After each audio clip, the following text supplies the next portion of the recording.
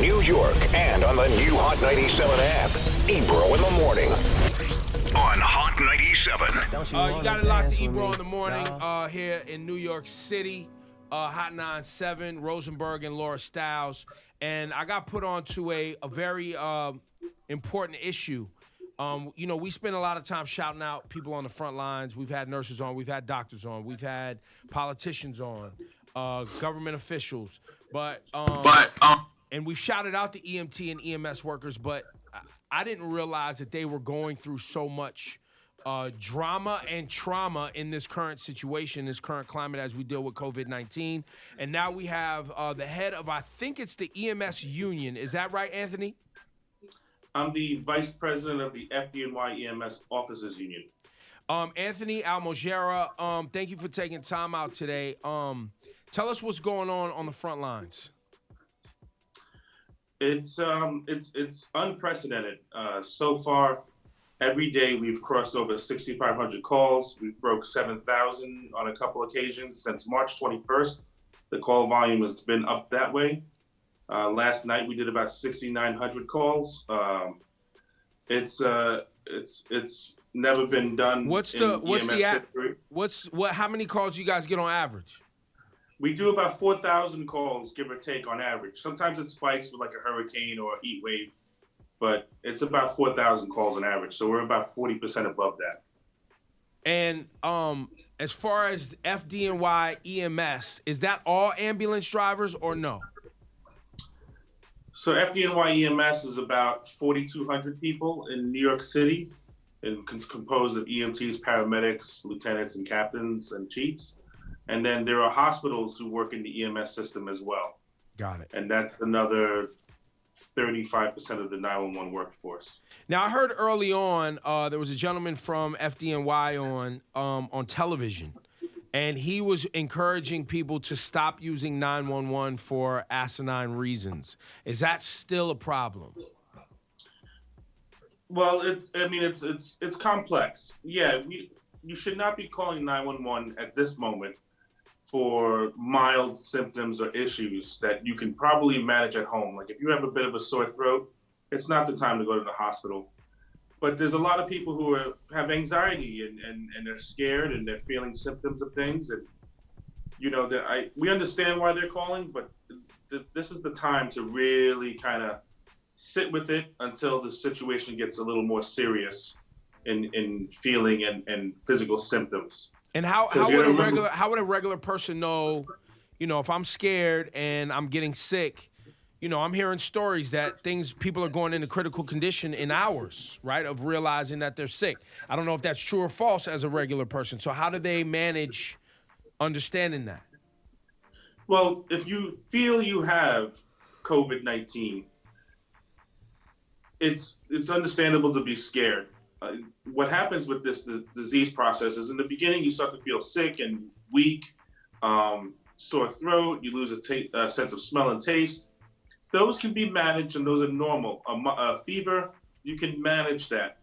Prolonged fever, high spiked fever that can't come down with Tylenol, shortness of breath, those are the things you start to call 911 for. Altered mental status, where you lose your ability to think properly and speak properly, call 911 for that. But the milder symptoms, you should try and manage on your own. Not everybody goes critical. A lot of people with underlying medical conditions, those are the ones we worry about right now. It can happen. It's a disease that affects people differently. So, we have had some cases where people have been healthy and then all of a sudden they reach a critical mass. But for the majority of people, it's usually the older generation or people with underlying medical conditions. The younger people that get sick, what I tell them is stop trying to muscle through it. They tend to think that, well, I'm young, I can manage this. No, you have to stop. You have to rest, hydrate, mix in a little electrolytes. The body systems are going to be taxed. So you have to make sure you hydrate and eat properly during this process. Rest and just manage it with Tylenol and other medications to control fevers. You don't want to knock out the fever totally, because that's the thing that's fighting it. But you don't want it to be 103, 104. Go ahead, Rosenberg. Anthony, do you feel that your people, our EMS workers here in the city, are going to be able to, obviously they've been doing incredible work, but are they going to be able to continue at the rate of work that they're currently at? Like, how long can you guys sustain this? Historically, EMS has been mismanaged by this city. We should have a staff of about 7,000. We have 4. We've lost 68% of our workforce over the last 4 years through people wanting to leave for higher paying jobs.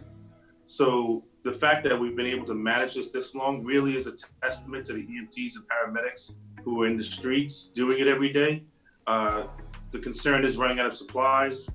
We have 20% of our workforce that has been sick in various stages of being out of work, and now some of them are coming back with COVID-19. We have a couple of people in our workforce that are critically sick, intubated. We have many members who are in the ICU.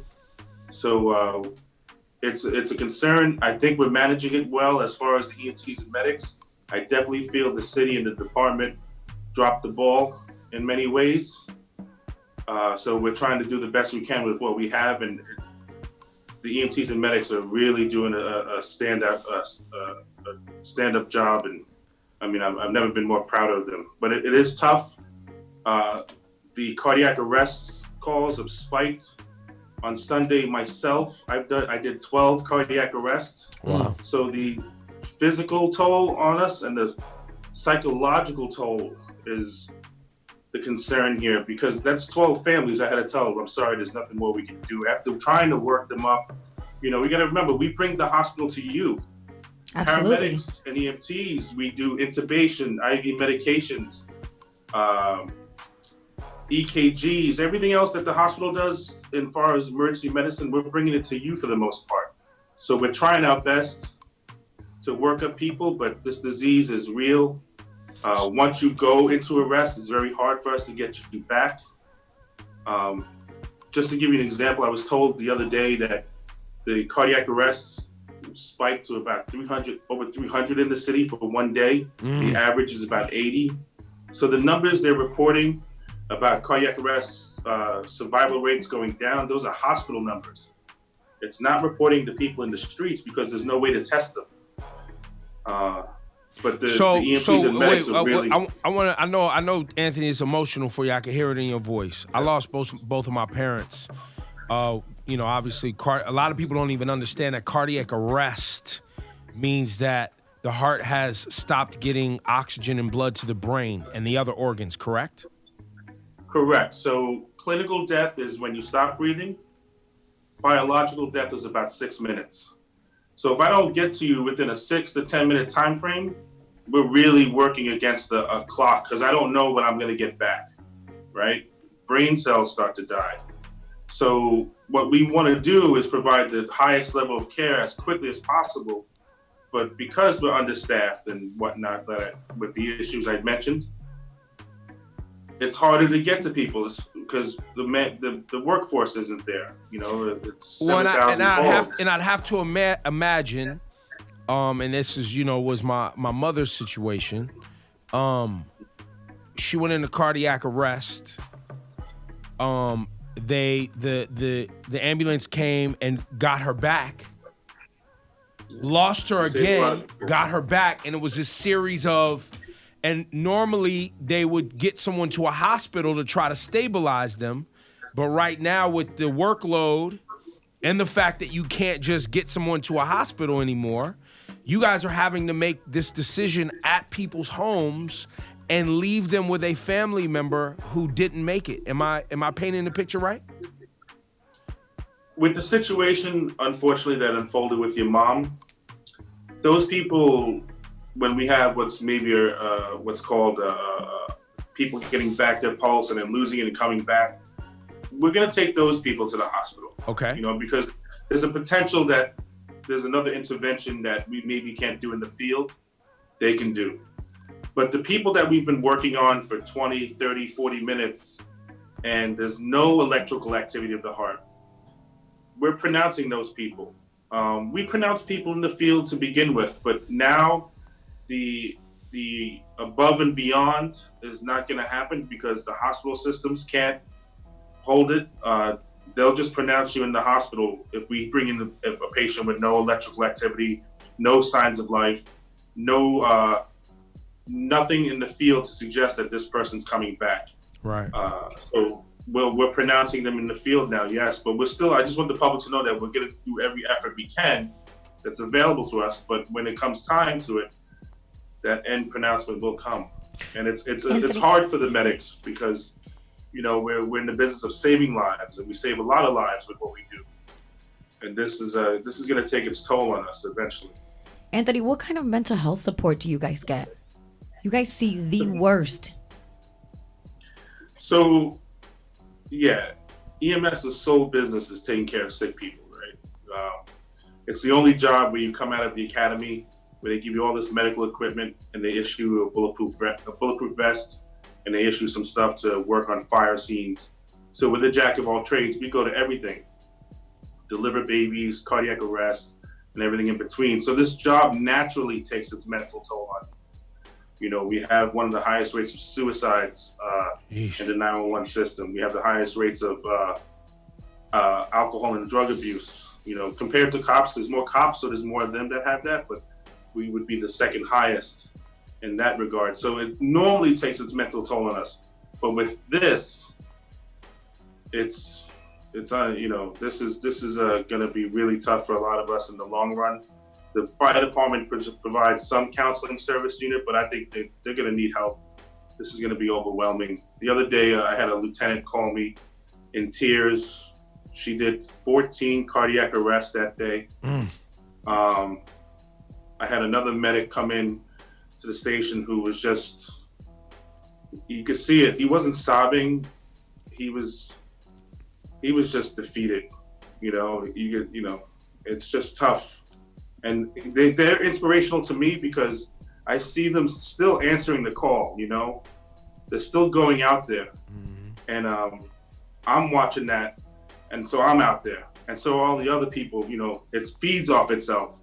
I had an EMT call me the other day at the station. She's upset, and she doesn't feel well. She's like, I have this, and I'm mad and I feel bad. And I said, of course you feel bad because this disease makes you feel bad. And she goes, no, I'm mad because I want to be there with you guys. And that's all. There's no words I can just bring up that will ever top that. So, that's really something. As every day, look, I think it's amazing that every day at 7:00, the city is saluting and honking and celebrating all the different organizations on the front line saving lives during this time. But for EMS workers who, from what I'm hearing from you, definitely do not get, look, I didn't even understand all the way what an EMS worker was going to and dealing with. So now hearing you talk about not getting the support from the city and not being managed correctly and not, being paid attention to, and you guys are everywhere all the time, how can we help? What can we do? I'll give you some specifics to show you the disparity, right? If I die on the job, which a lot of EMS members have died in the line of duty, my family gets 3 years of my benefits. Cops and firefighters get it for life. Cops and firefighters have unlimited sick. EMS workers have 12 days. So think about that. The people who take care of sick people who are exposed to every virus on the planet, not just this one, only get 12 days of sick leave. We are paid $35,000 less than our fire counterparts. That's why you have 68% of the workforce leaving. So how you can help and how the public can help is when this is all over, we're going to need support to just make this a viable career so the city of New York can have a dedicated EMS workforce. You would never go to a hospital if it had 4 years or less experience. If all those people, the doctors and nurses, had 4 years or less experience, but the majority of EMS has that now. And we're bringing the hospital to you. Critical 911 care needs experience. I'm good at what I do because I've been doing it 17 years. I've seen it. I know how to recognize it. So do a lot of other people. But the majority of the workforce is doing the best they can, but they're not staying because it doesn't pay. So when this is all over, we're going to need the city's help, meaning you guys out there, because this mayor does not care about EMS. Mm. I don't And mean to make it is political, but and this is directly on de Blasio's hands. he has fought us on every way to try and improve this system. The commissioner is half and half supportive, but that's his boss, so I don't expect much from him. But he has fought us on everything, and the way EMS is shaped at the moment is a culmination of things, and de Blasio is just the latest one, and he's De Blasio, terrible. if you're hearing this, we got some things to cover because this ain't the only issue during this COVID-19. There's been a lot of them. Hasn't been a great run for de Blasio. Not at all. No, it hasn't. It's something. Just to give you an example, if I may, EMS is the most diverse 911 workforce. We're 54% minority, with 36% women. Those are the numbers as of last year. We fought this mayor so hard in trying to get equalized benefits. We don't want more than the others. We want the same. And he challenged us on it. We had to file a discrimination lawsuit. We had to file a discrimination lawsuit because if we're doing 911 like everybody else and our lives are on the line and you refuse to pay us like the others, then what's it got to be? It's got to be because we're diverse. It's got to be because of something along those lines. No, it's probably because you don't have a union that bullies him the same way. Well, I was just gonna say that it was probably, and it's probably because like everything else that's political, no one actually knows. We don't, because as Rosenberg pointed out, I didn't even know that there was issues. I didn't know that there were shortages. I didn't know that you guys were losing a workforce because of obviously underpaid and benefits that are compared to the rest of everyone else showing up to a 911 call. And I mean, and it's a real shame because it's a beautiful job. It's amazing. There's no high. Yeah, there's no high. There's no drug that will ever compare to us being on the scene with somebody who's not breathing. And by the time they get to the hospital, because of our interventions, they're breathing and talking to them. And you guys are in your own category too. You guys at FDNY there are not controversies around you. There are not community relationship problems with EMS, and yet you guys are being underpaid. And one thing that also doesn't happen with you guys, you're not taking out commercials. The NYPD, their union takes out commercials on the radio to talk trash about the government. They will fight publicly. And I think, sometimes maybe squeaky wheel gets the oil, Well, we try our best to fight public. That's why I'm all over the airwaves. The presidents of both unions are all over trying to shine a light on the EMS issues. NYPD has their own issues. They definitely have a bigger bankroll than we do, so they can put things out there. We're 4,200 people. NYPD is like 34,000. So what they're able to do is tremendous as far as public pressure. We're trying to do it the best we can. I think people need to understand what EMS is, and in this pandemic, the sirens you hear are ambulance sirens all day, every day. Those are not fire trucks. Those are not cops. They're still responding to things. I'm not trying to say they're not important. But right now, 7,000 times a day, that siren is blaring. And, when you look at the window, that's the ambulance that's coming to get you. I gotta say, after this conversation, Anthony, and I appreciate your people from reaching out to us and making us a platform to heighten the awareness around what you guys are dealing with. As I think about our society as a culture, we were just talking about teachers not getting paid, right? They're on the front lines making sure that kids are ready for the workforce, right? Are ready to participate in society in a useful way, right? They don't get paid well. You all who are literally showing up to any house, anywhere, anytime, to try to save someone's life, first things first, right? And you guys aren't being taken care of well enough. And I think about, like Rosenberg pointed out, the NYPD that we hear about, because their union has, as a society, we don't invest in wellness. We don't invest in these things because even as a whole country, we were not prepared for this pandemic. even though experts, billionaires like Bill Gates, the previous presidential administration had put together an organization to deal with this, none of us, including myself, paid attention to the fact that this could be a reality. And now we're here, struggling to get through it. You're absolutely right. For years, we in the unions and EMS told them we got lucky with H1N1 and SARS and Ebola. We got lucky with those. We had patients, but it wasn't anything like this. But we need to prepare for it in the 911 system because we're the tip of the spear here. You need to prepare for this. And it fell on deaf ears. And wow, so you guys were talking about bird flu and MERS and SARS. Correct. We had patients. We told them then that you need to develop a pandemic response plan. You need to invest in EMS not only in New York City, but around the country. You need, because when people go into these critical moments, they're not going to make it to the hospital. The hospital has to come to them, and that's us. So if we're short-staffed, we're underfunded, all those things, the chickens have come home to roost here. And now EMS is doing heroic, Herculean efforts to try and overcome all these shortcomings. And a lot of us are going to get hurt while doing it because we're getting sick. We're getting bringing it home to our families.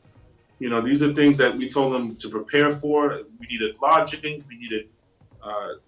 There's no dedicated testing for any 911 responders. What? But, yeah. So right now, this city does not provide a site for cops, firefighters, EMS to go and get tested for the virus. They're telling us that we're probably going to be infected anyway. We're to come to work until we're symptomatic. What? That's what's happening now. And you know why? And I'm going to tell you, here go the reality. Unfortunately, the reality is so many of us have been exposed, even regular everyday folks who are asymptomatic, that if they legit start testing everyone that's doing EMS work, police work, fire work, odds are they are going to come up positive, and they don't want to allow people to stay home. Pretty much. Because they can't. The city, the whole thing will crumble. You're right. The numbers would be through the roof, I feel. But the concerns us in EMS is that, we signed up for a job where we can get sick and die, right? We've had that. I've lost members who have contracted HIV on the job. I've lost members who have contracted other diseases on the job. We're the canaries in the coal mine. The thing is, my families didn't sign up to get the same services as me. Yes, that's right. Yes. So giving me the test allows me to operate accordingly so I don't bring it home. Stay away from home. Stay away from home. That's correct. That's right. So they didn't provide us testing. They still don't. There's no dedicated testing site for 911 providers.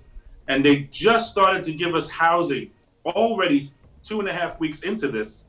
They gave us a hotel in the city, which still doesn't accommodate the workforce. It's really astounding, the mismanagement, which really, I want to shine the light on the EMTs and medics, because in spite of all that, they're still doing it. There's no words that can express the city's gratitude. I could sit up here and salute and thank you and shout people out all day, but this conversation was very enlightening, man. And I appreciate you coming on the program. I know you're gonna be on CNN later, and hopefully the world begins to wake up to the amazing work that you guys are doing, because it is definitely not common knowledge. Well, I want to thank your show. I do listen to your show. I'm a old school hip hop head. I was a break dancer when I was a kid in '85. Don't get hype, Anthony. Do not get hype, my guy. So, when this is all over, you're going to see me breaking it out again. I do appreciate you letting us get the word out. And the city needs to really take care of its EMS workers. Yes, sir. Yes. And we do appreciate the love that has been shown by the citizens, dropping off food and the messages of support. And I'd like to be able, we have a help fund. Okay, let's shout it out. if that's okay. It's www.FDNYEMS Help Fund.